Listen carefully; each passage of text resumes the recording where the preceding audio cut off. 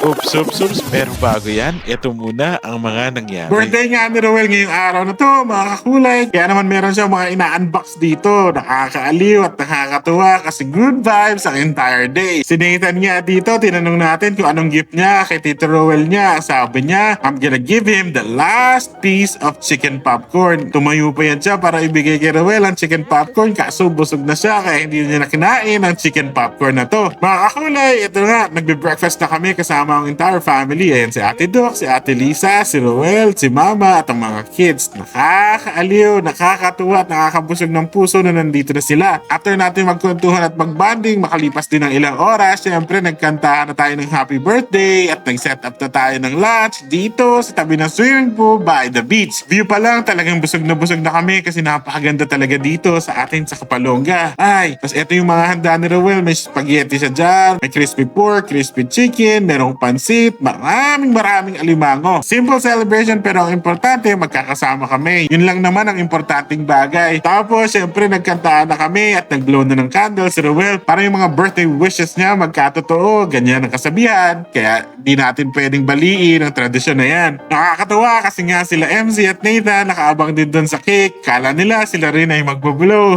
Nakakaliw talaga mga kakulay. Inisa-isa ni Roel yung mga candles, hipan para meron siyang 4 big wishes. Tapos nagpalakpakan kami dito kasi ang sarap-sarap na sa pakiramdam na nagbe-birthday na kami dito sa pangarap nating beach house. Sinimulan ko na rin kumain. Kumain ako dito ng crispy pork. Tapos kumuha ako ng spaghetti at crispy chicken. Alam nyo mga kulay, habang kumakain ako dito, nagre-reflect ako kung saan na nga ba tayo nakarating. Kasi 3 months ago, kung matatandaan nyo, talagang buhangin lang to. Halos di natin maintindihan kung ano nga ba ang mangyayari. Pero dahil meron tayong solid na plano, tapos ginabayan tayo ni Papa Jesus along the way, eto na ang resulta. Talagang ang sarap-sarap nang pumunta dito. Mga kakulay, kung mapapansin nyo, meron pa rin tayong mga kasamang workers dito kasi nga, meron pang mga maliliit na mga bagay na kailangan na sigasuhin to make sure na pulidong-pulido. After kumain, nag-swimming na kami with the kids. Ayan si Ate Doc, nagtatalon-talon sa swimming pool kasama si MC at si Nathan. Mga kakulay, yun na yung beach. Napakaganda ng beach. Ano po, wala talagang katao-tao dito sa Kamagsaan. Kasi sa ibang lugar yan, punong-puno na ng mga turista yung dagat na yan kasi pinong-pino ang buhangin dyan. Ito nga, nag-i-enjoy kami sa swimming pool habang nagkukwentuhan at nagkukulitan. Makalipas ang ilang oras ng pagkukulitan, kwentuhan at banding sa swimming pool, naghanda na kami ng dinner para sa birthday dinner ni Roel. Ito naman yung mga handa, yung natirang spaghetti kanina, may inihaw na liempo, may kaldereta at marami pang iba. Siyempre merong cake at hotdog na kasama kasi yun ang buenas sa birthday celebration. Dumating din dito sila Direk, sila Kiel para maki-birthday kay Roel. Kumain na kami dito kasama yung cheese sticks na yan at yung inihaw na baboy. Ang sarap talaga. I feel so lucky, I feel so blessed. At wala na kami halos mahihiling pa kundi happy birthday and we wish you everything that your heart desires. Roel, happy birthday to you! Yun lang mga kakulay. Salamat sa pagsama sa amin sa another food and travel adventure. Bukas ulit ha. Thanks! Bye!